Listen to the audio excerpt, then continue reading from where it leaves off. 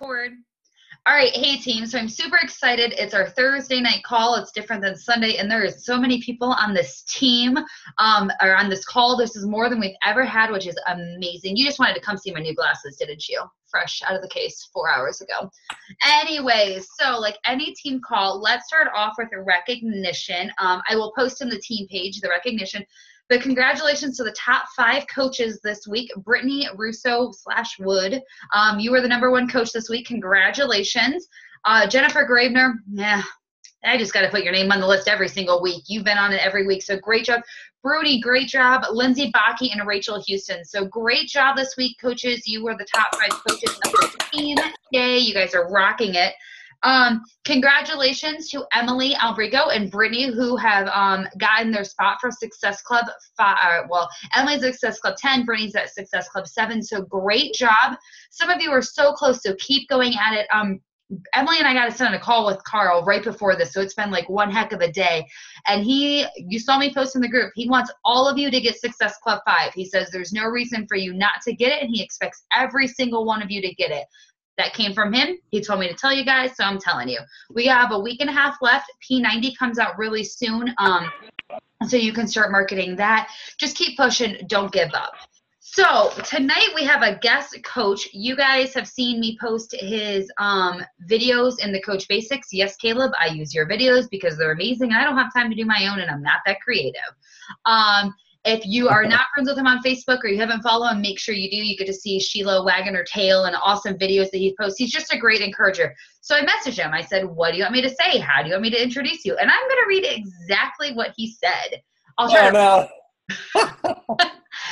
he's from Central Pennsylvania. He has been a coach for 1.5 years, but he just started working the business about 6 months ago. He is a brand new Emerald coach. He is a pilot. He loves camping with his dog, Sheila. If you haven't seen Sheila, she's about as known as Stilts is. And he said he is desperately looking for a girlfriend. So if anybody knows anybody, send him over to Caleb's way. So Caleb, I am going to send it on over to you and let you take over the call. All right. Well, hello, everybody. Slightly embarrassing. Wasn't expecting that to be read publicly for everyone, but it's out there. Sheila's my true love. But I'm really happy to be here with you guys. Super excited. I'm going to switch my screen here. I have this problem with talking on these calls because when I see people like laughing or smiling, I'm always like, what are you laughing and smiling at? So I have to stop and catch myself. And so I actually covered up the screen. It's not that I don't love your beautiful faces. Here, I'll look one last time. Everyone wave. Ready? Hi. Oh, that's so nice. Okay, bye. Sorry. It's not because I don't love you. It's because I get really distracted. But I'm super, super excited to be on the call tonight with you guys.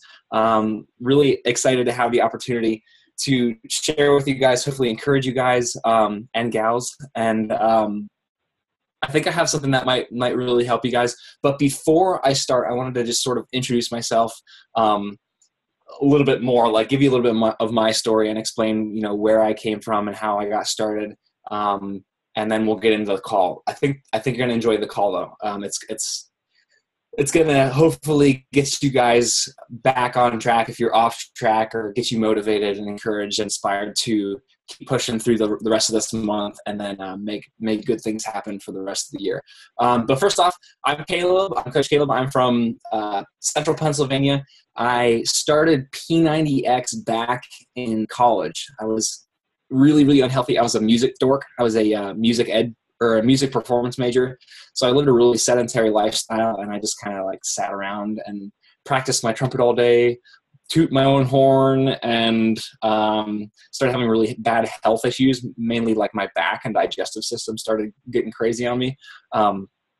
And I was super poor. I was like really, really broke in college. I was actually so poor, and this is one of the first 2 things that made me look at this Beachbody thing a little bit more. I was so poor at one point that I was actually selling my blood plasma at a clinic to buy my groceries, which was, at the time, I just had like this mentality like, oh, I got to do what I got to do. And I just did it. And then I had like this wake up call, like, come on, Caleb, like you were meant for better things than this. It's a noble thing. Donating plasma was really great. Helping people in a roundabout way. But for me, like, I knew in my heart I was destined for better things than that, or greater things than that. So it felt really wrong. And so that was the first reason I started looking at Beachbody seriously as a career, or as a way to just make some supplemental income. And then after I graduated college, I actually graduated from the degree that I had in music performance, and was totally fried with music. I wanted nothing to do with music anymore. So I just went out and got a serving job at a restaurant, and I hated it. Any of you that have been in the service industry know how brutally hard it is. Okay, I'm back on the screen here with you guys. Has anyone else been like a server at a restaurant, or a bartender, or Ashley had? Yeah, okay, there's a couple people have. You guys know how thankless that job is, and how hard you work every day, and you don't get like any recognition. Your coworkers are nasty. It's just a not fun profession to be in, if you can call it a profession. And like, I had this customer that always came in, this couple that came in since like almost the first day that I started serving there. They were absurdly obese. Like, they were the people that you see walking in the mall, and you're just like, oh my gosh, your heart breaks for them. And you're just wondering, like, why, how, like, what happened that this became their life, their reality. And they were the sweetest people ever. They sat at my table every week, multiple times, and every week they would get the same thing. And just like, listen to a couple of these things that they get off the menu, like fried shrimp dipped in butter, and like multiple servings of fried shrimp. The guy would always get a 30-ounce porterhouse, 30 ounces of meat, and he'd eat the entire thing. And he'd get a side of a sweet potato doused in cinnamon sugar and butter, and then he'd get French fries, and she'd get the onion rings, and like, they just pour it on. And then at the end of the meal, they get like this massive dessert, and they split it together. And sometimes, get this, they'd still be hungry at the end, and they'd get more fried shrimp. Their fried shrimp was their big thing.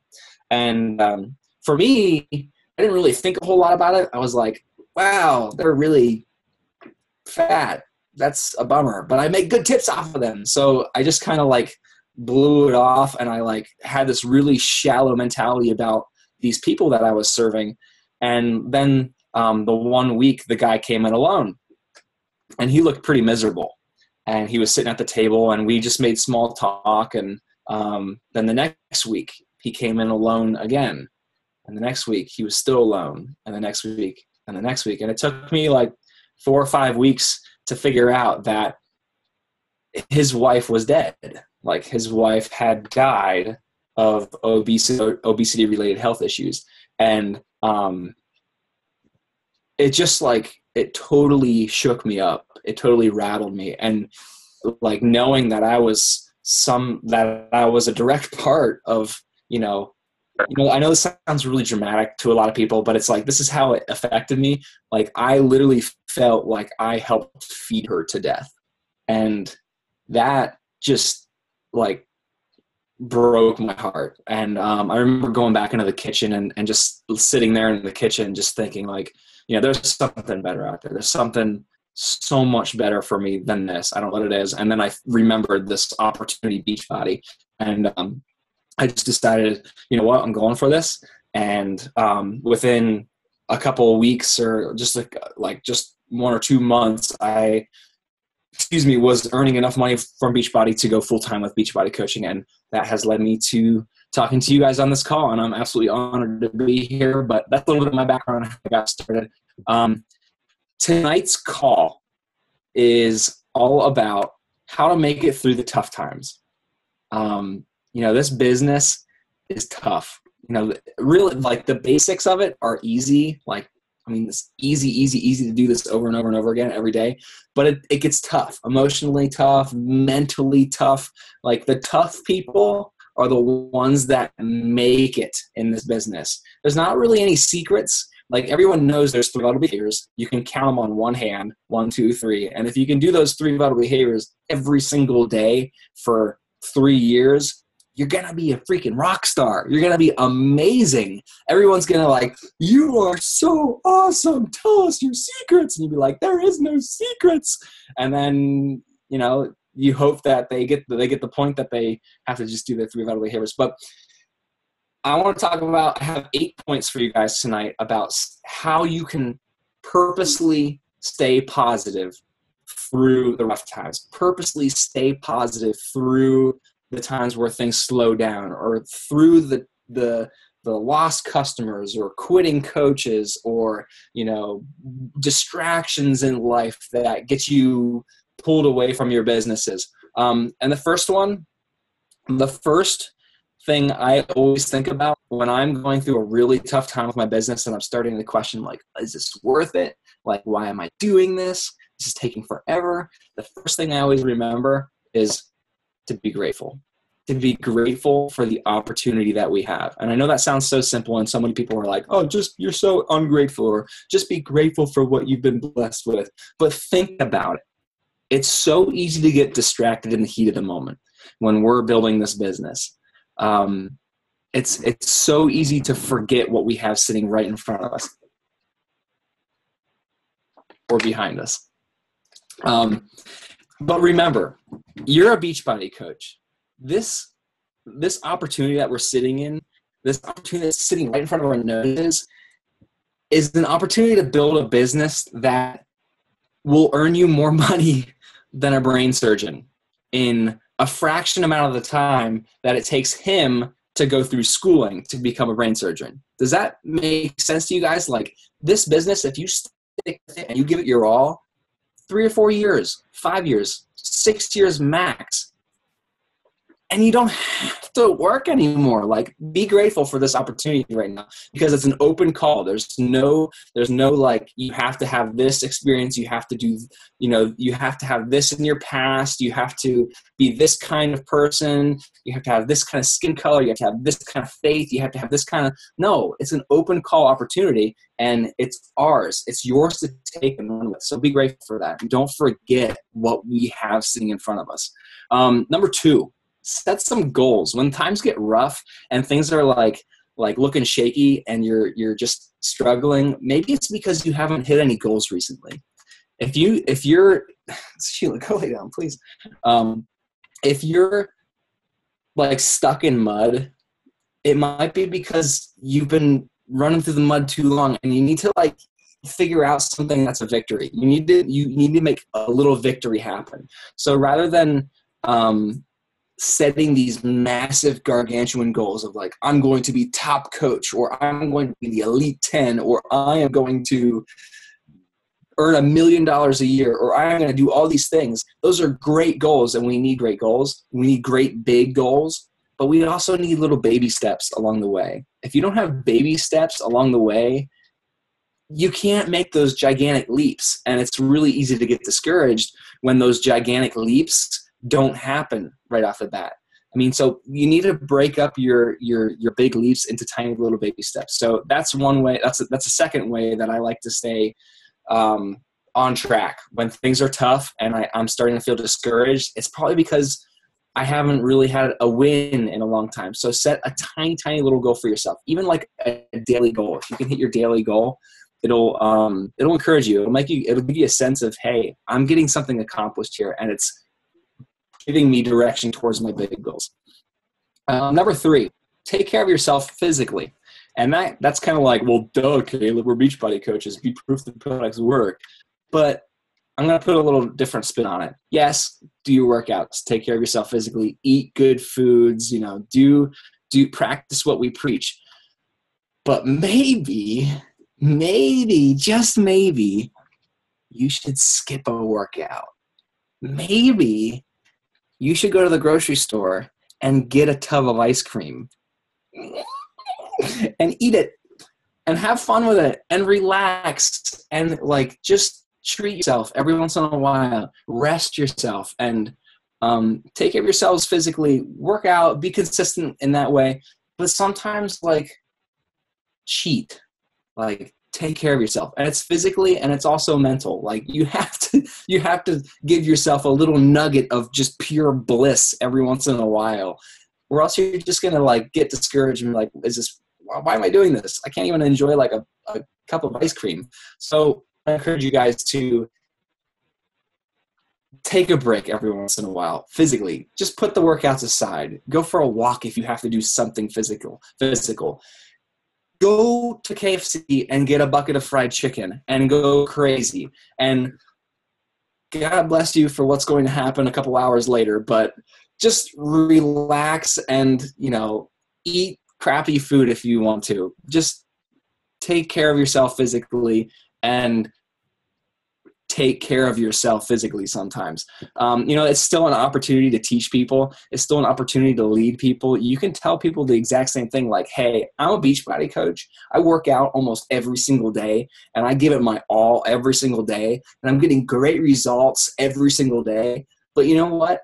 On Saturday, I ate a bucket of KFC, and it was awesome, and I loved it. And it made all those workouts so worth it because I knew I earned that. And it's not, I don't want to get you in the habit of justifying you eating crappy foods, but you do need to take a break. And I know there's some people out there that are probably already disagreeing with me, like, oh my gosh, that's not being proved the products work. But I'll tell you what, if you're not rewarding yourself in whatever ways, you're going to be miserable. So think about that. Number 4, take your focus off of yourself. In this business, it's really easy to look at our businesses and think, why is my business not growing? Why is this not happening faster? Why does this seem so hard? Like, how come they said no? How come my challenge group member didn't get any good results yet? Like, why is this happening? Is it because of me? Is it because I'm a bad coach? Is that me? Like, why? And you start putting so much pressure on yourself, and you just need to stop focusing on your shortcomings and start focusing on other people's shortcomings. I know it sounds ridiculous. I'm kind of joking, but I'm sort of serious at the same time. Like, your job as a Beachbody coach is to help other people. And if you're not looking at other people and taking care of their needs and taking care of their hesitations and their trying to think of the word. If you're not focusing on them and you're just focusing on yourself and why you think you're not doing something right, you can't do your job as a Beachbody coach. You can't actually help people unless you're interacting with them and focusing on their needs. Put their needs before yours, and yours will probably work themselves out. Yours will probably work themselves out. Your needs will probably work themselves out. I think you guys get what I'm saying. So stop focusing so much on yourself and what you need and your problems and issues, and start focusing on other people's issues. And I think things will balance out. Number 5, watch your dirty mouth. I like this one. I'm really passionate about this one. This one's really, really big in my life because I grew up in a household with 4 women, and this was a big issue in our house. People talking crap about themselves. Stop trashing yourself. You're not garbage, so stop speaking to yourself like garbage. Absolutely nothing good comes from you trash talking yourself. Nothing. It's self-destruct. And this is the thing. Your heart and your brain, they actually listen to the stuff that comes out of your mouth. So if your mouth says, I'm not worth it, your heart believes it, your brain processes it. Don't do it. It does nothing good. It just, you completely undermine yourself. It's like standing on a carpet and pulling it out from underneath yourself. You're going to fall. You're going to hurt yourself. You're going to completely crash and burn if you do that. So don't talk garbage about yourself. When things get tough and you're looking at the whole situation, sort of goes along with the last point. When you're looking at this whole situation thinking, why is this so hard? Why is this taking so long? And then you start looking at yourself and you're like, it's because you suck on that invitation. You screwed up that conversation. And the last person in the challenge group that quit is because you didn't reach out to them enough. And then you start bashing yourself. Don't do it. Don't do it. It doesn't help anyone. It definitely doesn't help the other people, and it doesn't help yourself. This is a quote. If you get anything out of this call, I want you to remember this. And I don't know if anyone's ever said this before. Maybe it's a Caleb quote. I don't know. But nothing breaks my heart more than someone that can't see their own value because they talk to themselves like they're worthless. Does that make sense? Like that's one of the worst, most heartbreaking things to me is when someone can't see how priceless they are and how much potential they have and how beautiful they are and how amazing of a human being they are simply because their crappy mouth talks trash about themselves. They talk to themselves like they're worthless. Don't do it. Okay, we're going to move on. Number 6, don't be afraid to fail. And I know this is kind of like a cliche one, like, ooh, John C. Maxwell says, fail forward. Always be willing to fail. If you're not failing, you're not growing. If you're not experiencing challenge, you're not, maturing or whatever. But honestly, you can't be afraid of failure. If you're hesitating to make your first couple invites, or if you're hesitating to start that challenge group, you want to start. Don't be afraid of failure. Like, the only way you're going to get better at something is if you take that leap of faith and jump out. Put your helmet on, get your pads on, and put your mouth guard in and charge into the field and just like break every bone in your body, whatever. They'll heal. I promise. If you fail, you're going to figure out what you have to do to not fail the next time. And that's called becoming a leader, becoming better at what you do. So don't be afraid of failing. Mistakes are only mistakes if you don't learn from them. Like if you make a mistake and you just sit on it and you're like, oh, totally screwed that up, and then you never do anything about it, yeah, that's definitely failing. But if you take those mistakes and you learn from them, that's not called mistakes anymore. That's called being awesome, because that's what awesome people do. There's no secrets. I mean, like, even like the best leaders in the world, they fail all the time. If anyone was at leaders or at Summit, who's at Summit? Hands up. Woo. Anyone? Okay, there's a couple people. Carl Deichler, he talked about this in his one speech, and it was awesome. Like, he was talking about, he was basically saying, like, I will guarantee that I have failed more than anyone in this room. He's like, that's the reason I'm standing on this stage and you're in the audience. And everyone was like, oh, okay. It was such a good point, though, because he highlighted all these parts of his life that he was just a dismal failure. But he grew from those failures, and all those experiences set him up to be exactly in the right position to be a leader of this billion-dollar company called Beachbody. So don't be afraid of failure. Number 7, this kind of goes along with take care of yourself physically, but set some time aside for yourself to recharge, to do something that's not Beachbody related. As Beachbody coaches, we say, oh, we could work 24 hours a day on this business because we love it so much. We're passionate about it, and it's amazing. But you guys need a break too. Like, you really do. I didn't make a video today. I didn't put a video out today because I needed a break. Like, I'm tired. I've been trying to put out 5 videos, like high quality videos a week. And I'll tell you what, that pace is freaking hard to maintain. I needed a break today. I had a whole script written out for my video, but I was just like, you know what? It's not going to be good because I don't have the energy. So take a break. Find something that you love to do. Like, I'm sure you all have hobbies. For me, I'm rebuilding my airplane. Like, I'm super excited about that. I like to go to the hangar and like sandblast mufflers and rebuild carburetors and polish aluminum and all sorts of cool stuff like that you guys probably are like, whatever. But for me, that's my hobby. That's what I love. And that's how I kind of unwind and just sort of close the laptop and go do something completely unrelated to Beachbody. And that gets me through a lot of hard times. Like, just like you guys have hard times, and when I take a break and walk away from them for a certain amount of time and go polish carburetors and stuff like that, and I come back, I have a renewed sense of what I'm doing, and it makes things a lot easier. So take some time, set some time aside, and recharge yourself. Get away from Beachbody if you have to for a day or even 2. I encourage a couple of my coaches over the past couple of weeks to take like an entire week off, because they're in this like stage where they're going through these transitions and rank advancements, and they're like, what do I do now? And I was like, go take a week. Just like, go think about this. Don't do any work. Don't answer any messages. I'll take care of your coaches for you while you're away. go recharge, go figure this out, go think. So set some time aside for yourself and recharge. Number 8, this is the final one, and I saved it for the end because it's honestly the most important thing to me. Some of you may know this. I'm a Christian. Have faith. If you're not a Christian, have faith in this whole system. For me, like, I have faith in a higher God. He takes care of me. He provides for me. He leads me. He gives me direction. I have to have faith in that. If I don't have faith in that, I'm nothing, and things don't get done.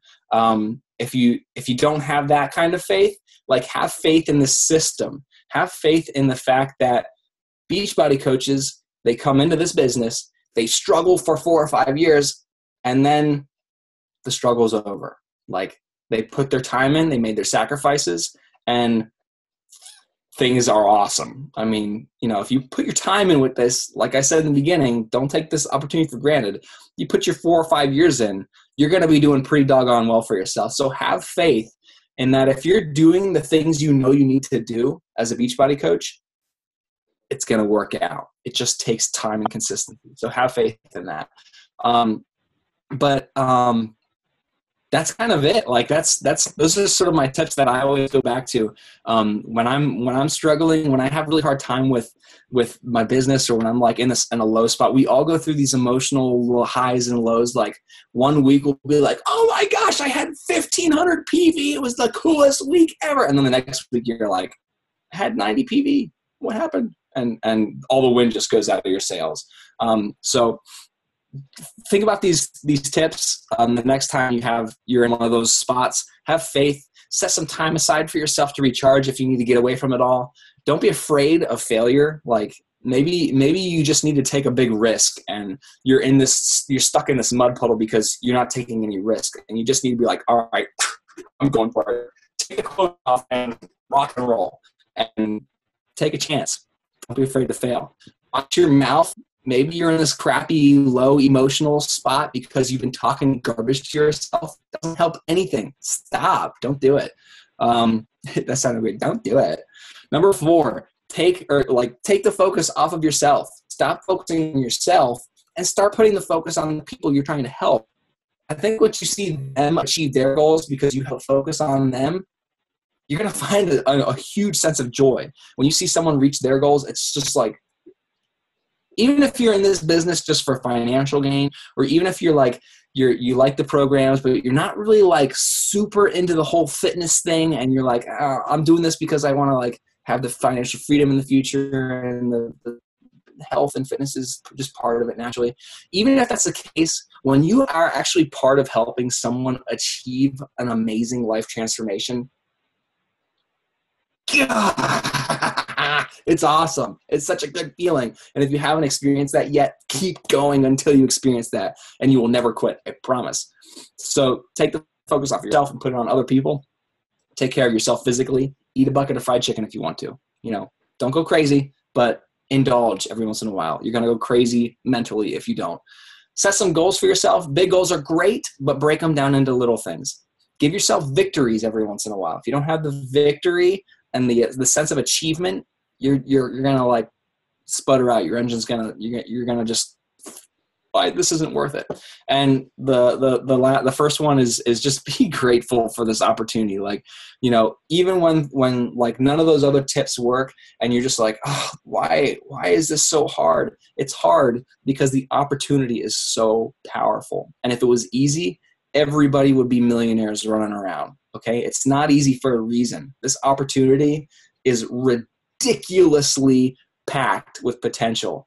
And if you remember that, it'll put things into perspective. Yes, this is a struggle. It's supposed to be. Like, if it wasn't, chances are it wouldn't be as rewarding in the end. So that's all I have for you guys. Do you have any questions? I know I just sort of like blew through that and talked probably longer than I was supposed to, but if you guys have questions, I'd love to try and answer them, or if you have anything to add to any of the things that I said, or if you had personal experiences that might really help other people here on the team, fire away. We'd love to hear about them.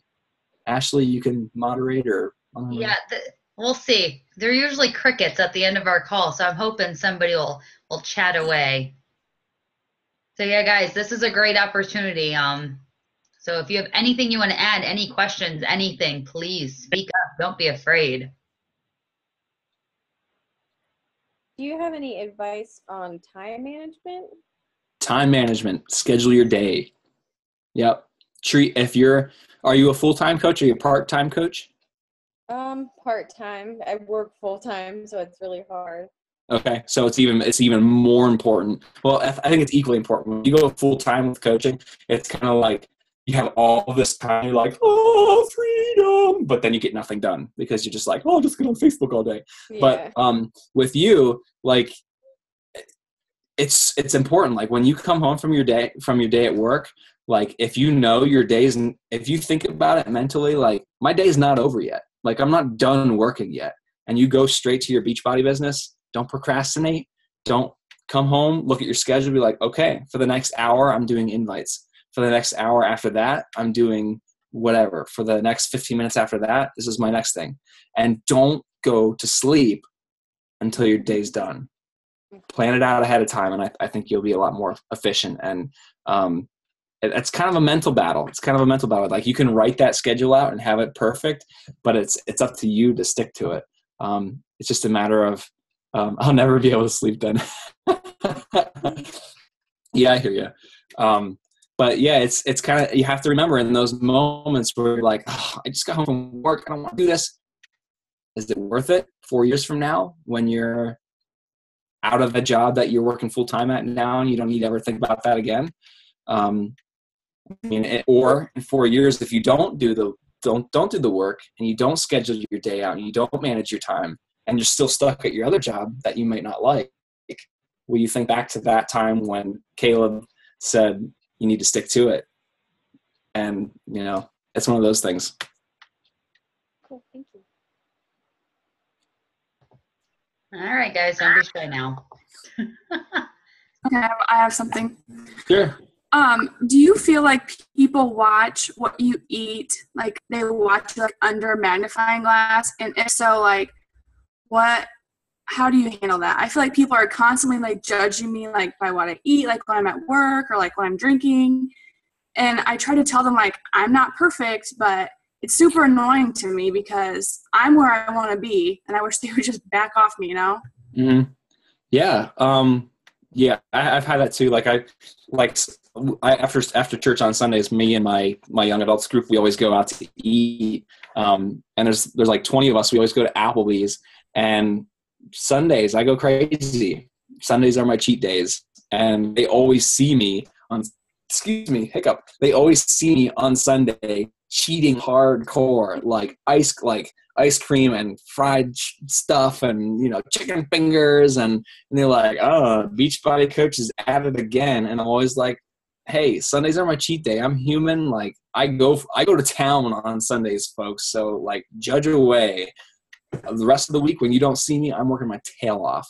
So I think it's one of those deals. It's like it's the same thing with the business. Like people are like, oh, you're involved with the network marketing scheme. Oh, I'm questioning your judgment. Like people don't always understand, and you have to sort of just bless and release. Like, hey, you can think what you want, but in a couple of years when I'm not working anymore and you're just getting started, maybe it'll make sense. That kind of thing. Yeah, it sounds like really harsh and mean, but at the same time, it's not worth spending your emotions on. I'm sure it's really hard, but it's not worth investing your emotions into the people that are just going to try and like, oh, you're doing that wrong, or you're doing that wrong. Why are you doing that wrong? You should be doing that. Like, don't even give them the time of day. That's probably my best advice. Don't even sweat it. Just try to let it roll off your back. Okay. Hey, I just wanted to add on to that really quick. I'm Ben, by the way. But yeah, just kind of talking about what Caleb just said. I kind of look at it like the more I hear those kind of judgments and those kind of things, the better I know I'm doing, because I know that people are paying attention. And if I wasn't doing something right, then those people wouldn't be paying attention anyway. So I kind of turned that around. Originally, when I first started, it bugged the crap out of me all the time. But eventually I was able to, after reading some personal development books, really be able to turn that around into just making it fuel to the fire every day and kind of going, okay, that's good. I'm hearing those things, that means I'm still on track. So that was just kind of to add on there. But I had a question too, Caleb, in terms of personal development, what kind of books are some of your favorites out there, or what kind of books have you read that really kind of maybe made a difference for you? Yeah. Well, the Christian boy, it has to say the Bible. The Bible is one of my, I read it every day. I have the John C. Maxwell edition Bible. He puts basically like his Bible, and then he puts his leadership lessons right there in the text, which is pretty cool. But anything John C. Maxwell is awesome. Darren Hardy's The Compound Effect. Jeff Olson's Slight Edge. I'm reading The Charge right now by Brendon Burchard, which is really awesome. Think and Grow Rich, How to Win Friends and Influence People. Like if you just get on Google and search for a list of personal development books, you're going to find tons of them. This is what I always recommend for personal development, though. Don't just read what people are recommending. Like, read something, like do some research, spend 10 minutes on Google, and specifically research personal development books that are in a category that you want to work on. Like, so if you really want to focus on consistency, you should read The Compound Effect, because The Compound Effect is kind of like all about staying consistent long term with the little details. But I wouldn't recommend like Eat That Frog by Brian Tracy. That's all about like time management. So, maybe Emily would be interested in Eat That Frog. That's something that she would really appreciate. But in your case, like if you're thinking about consistency, you'd see Eat That Frog as, oh, yeah, it's really good information about time management, but maybe not so much what I'm going for. And it's kind of funny how things change. Like when I first tried to read Eat That Frog, I didn't even make it like 2 chapters into it because it just didn't speak to me at the time. But then like 6 months later, I thought, oh my gosh, like I'm really struggling with time management. I'm a full-time coach now and I'm not getting anything done.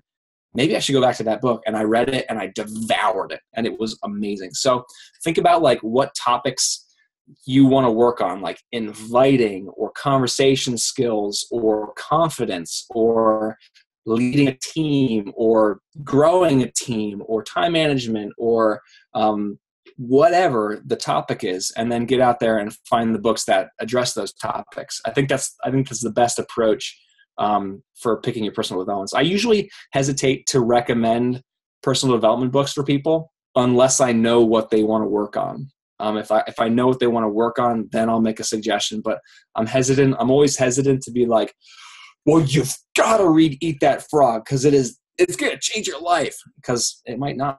It might not impact them at all. So how many coaches do I have under me? What do you do to keep them engaged and growing? Good question. I have at the moment, I think I have 42 coaches under me, personally sponsored. Not all of them are active. I'm struggling with a couple coaches that are just kind of sitting on it and not really doing a whole lot.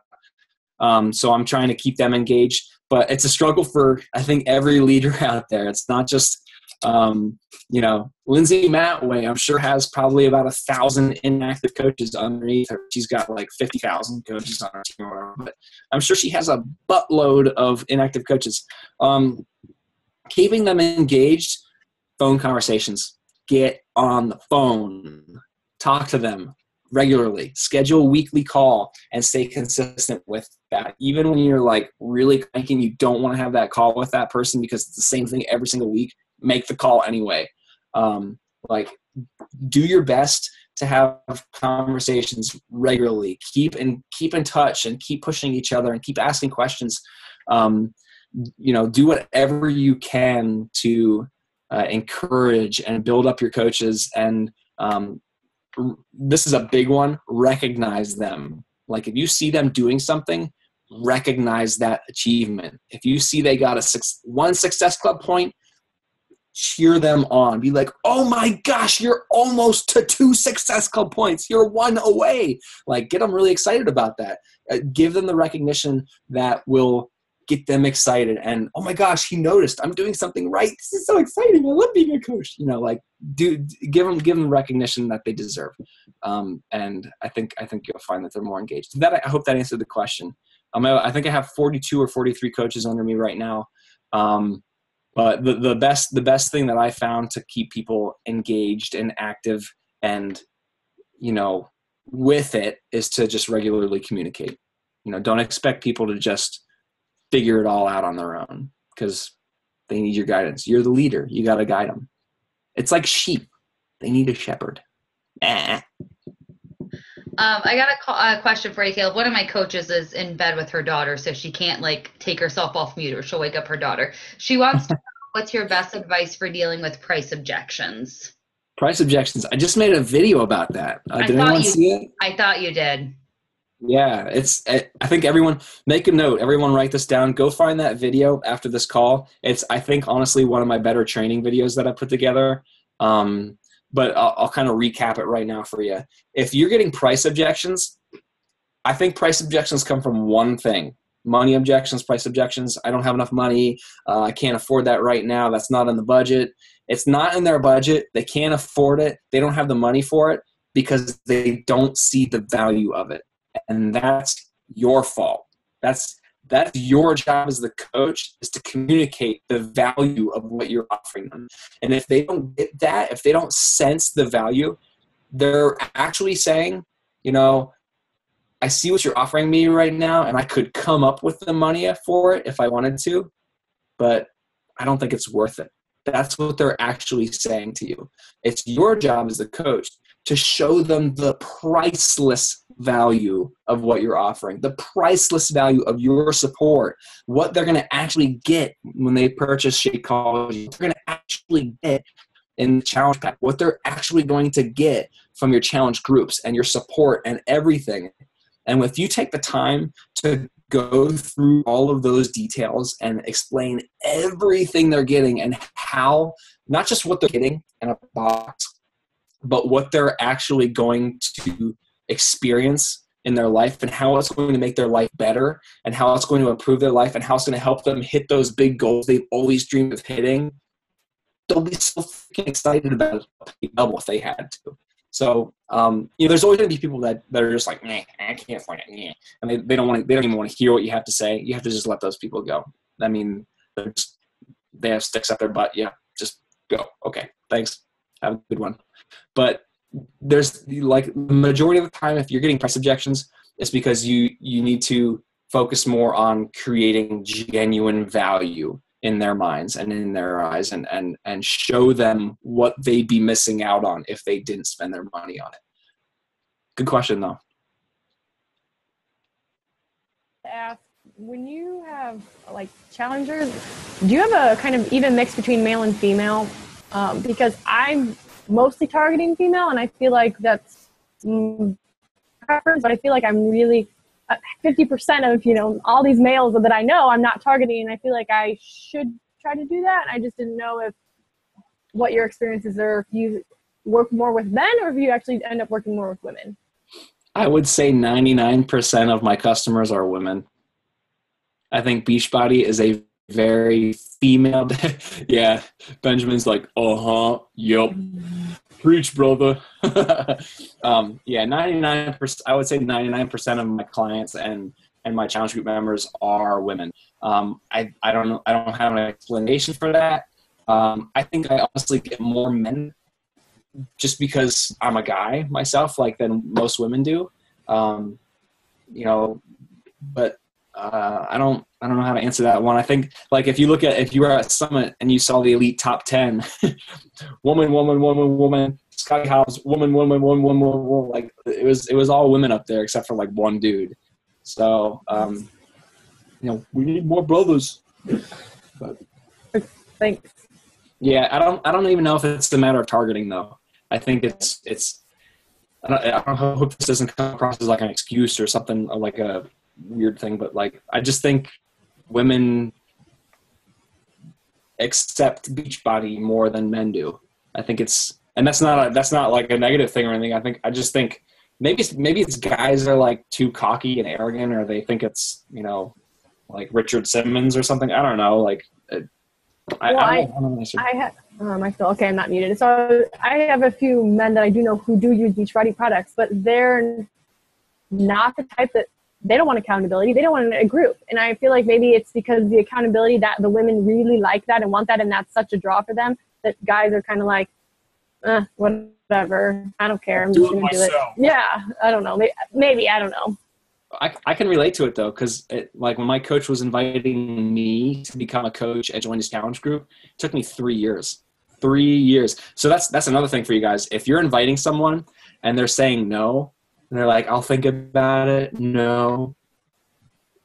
Don't give up on them. It took me 3 years to make the decision to say yes. So I think my coach is happy that he was persistent and consistent with me, because I signed up and I blew up his one side of his downline. So, be consistent, hang in there. Don't give up on your people. Does anybody else have any other questions or anything to add, comments? And Ben, I can't tell you how many text messages I got. They're like, who's Ben? Ben's not like technically on our team. He's my success partner. He was my partner at Summit. We hooked up through Instagram a long time ago. So that's who Ben is. So for everybody that's wondering where this guy randomly came from that never shows up on our team, that's because he's not on our team, but he's my success partner. But does anybody else have any other questions, comments, anything to add? Now's your time. Don't be afraid. I'm surprised nobody's asked me what program I use to make my videos. Final Cut Pro X. I get that message, or I get that question probably like no joke 15 times a day. People That's asking like my me. first message to you ever. I'm like, what do you do? Yeah. Final Cut Pro X, and I use my GoPro camera when I'm out and about, and I use my iPhone camera. And when I'm filming in my studio behind the white backdrop, I just use my iSight camera, which is right here. If you haven't seen his video from Summit, those that are like going to Summit or close to going to Summit, check it out because it'll pump you up for Summit. It's only 10, if anybody's wondering, 10 months, 1 day. Not that I'm counting. Nashville. Favorite Beachbody program? Body Beast. Absolutely. I'm on round 6 of Body Beast right now. Straight. I haven't. Oh no. Okay. Sorry. I did one speed round of P90X3. I blasted through P90X3 in less than the time that it normally takes, and then I got right back to Body Beast. It was like, I missed you so much. Does that need any weights or anything? Body Beast. Yeah. It does. I use anywhere from 5 to 55 pounds, and that's more than enough. If you're keeping pace with the program, it's more than enough. It's funny, like when I first did P90X in college, I could bust out like at one point like 30 pull-ups. I was like crushing 30 pull-ups. And now Body Beast, during Body Beast, I'll be lucky if I can even hit 10. Like you're so exhausted during the workout. Like you just do like pullovers and like, like all these other things. And then you go do a pull-up and you're like, you're like dying. Yeah. Maybe you'll get lucky and they'll come out with Body Beast 2. There's supposedly 2 programs they're going to announce at Leadership. Maybe you'll get lucky. Yes, I hope so. I think it's in the works. As far as challenge groups, do you have any special tips that you use for keeping people engaged on challenge groups, or how do those kind of go for you? Yeah, so for a long time I had a challenge group guide, like a general challenge group guide that I just copy pasted. I made my own guide kind of based loosely around what Beachbody provided and just sort of put my own touch in it. And I just copy pasted every single day. And it was good, and the material was good, and some of the posts were funny and engaging, but it still was copy paste. So and even though people didn't know, they knew. So you almost have to, in my opinion, it has to be on the fly. Like when you make your daily post in the group, it has to be like what you're feeling that day. And it has to be legitimate. Like if you're always like going into your group copy pasting like great material, people are gonna be like, does this guy like never struggle? Like we're struggling like crazy here, and he keeps copy pasting all this great stuff.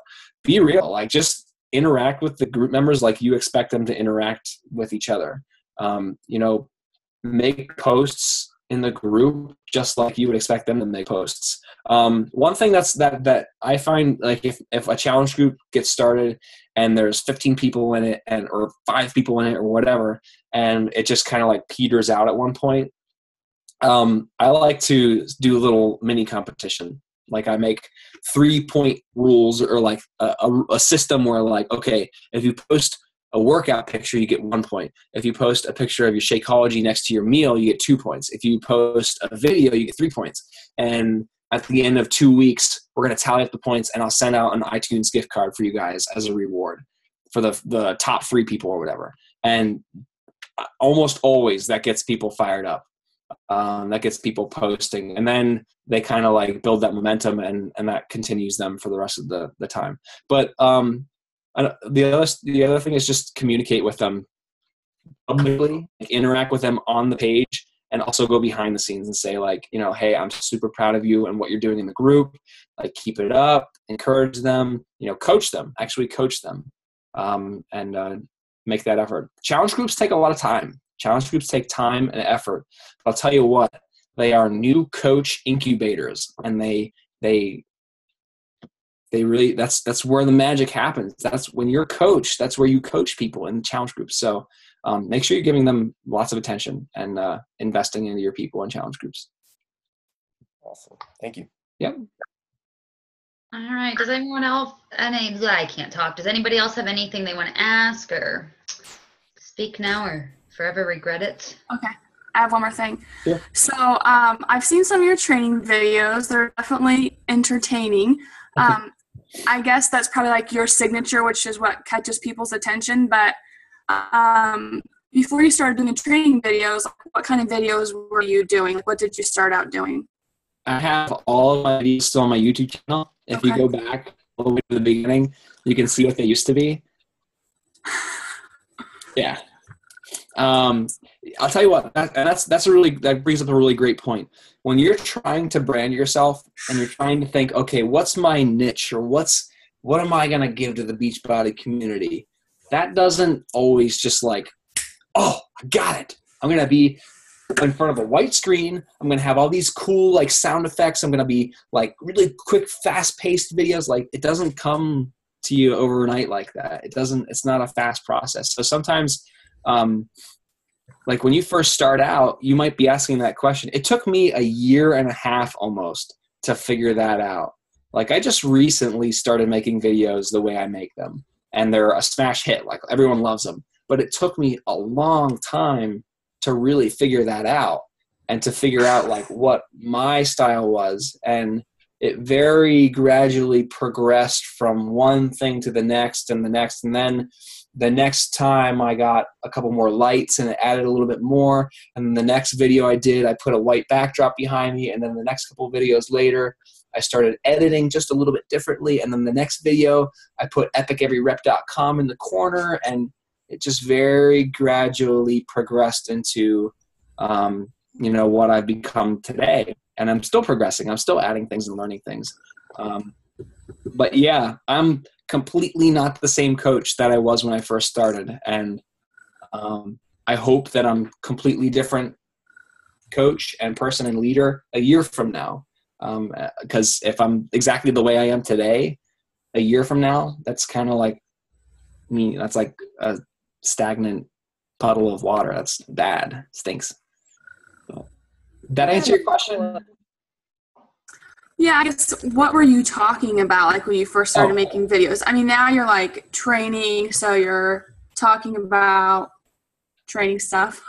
Yeah. When I first started making videos, it was kind of like the generic, like, pick me as your free coach, or join my challenge group, or, like, drink Shakeology, which is great, which is really great, but that's been done enough. That's really been done enough. So, I mean, if I could give you one suggestion, like, just sort of like putting a blindfold on and shooting blanks here, like, it'd probably be share your story. Like, every single day, share your story. Like, whatever the story for the day is, share it. Hey, my gosh, I broke down on the side of the highway today. I didn't get my workout in, but I'm a Beachbody coach. I'm going to pick up tomorrow and do a double to catch up. Share that. That's inspiring because it shows you're real. So if there was one thing I could tell you to do with your videos, if you're making videos or you're putting yourself out there, is just share your story. Be real. Okay. I always say you're giving Michael Neiman a run for his money. He's in Yeah. trouble. Yep. I met him at Summit, and I met him at Summit, and he saw some of my videos even before Summit, which is crazy because before Summit, I wasn't anywhere near the production value that I'm at now. And he saw some of them before then. He pulled me aside. He's like, "You, sir, we need to talk about this." And he was joking, but yeah. You guys haven't, Michael Neiman, he did the video on, he's known for his like cycle bonus video with his trolls and all of his voices. So if you don't know him, or wearing the Shakeology bag at Summit, he's a hoot. He's a really, really great guy. Yeah. All right. Well, if no one else has anything to add, I don't want to take up any more time. But for those that are used to our team calls, I stop recording and then you can stay on afterwards to do any little chit chat or whatnot. But Caleb, I want to say thank you so much for joining. One of my coaches messaged me. She's like, let him know that he relit the fire that I needed. So honestly, this is the most coaches we have ever had on a team call. We were at 19. Usually we have 6. So thank you. This is, I feel like, definitely what the team needed to hear. I feel like a lot of us have been struggling this month, and I just think this justified everything that anybody needed. So I know the whole team agrees. Thank you so much for doing the call. We greatly appreciate it. Guys, if you're on the call tonight, be on the call from now on. Like, you've set a bar for yourself. Don't go below. Like, be here from now on.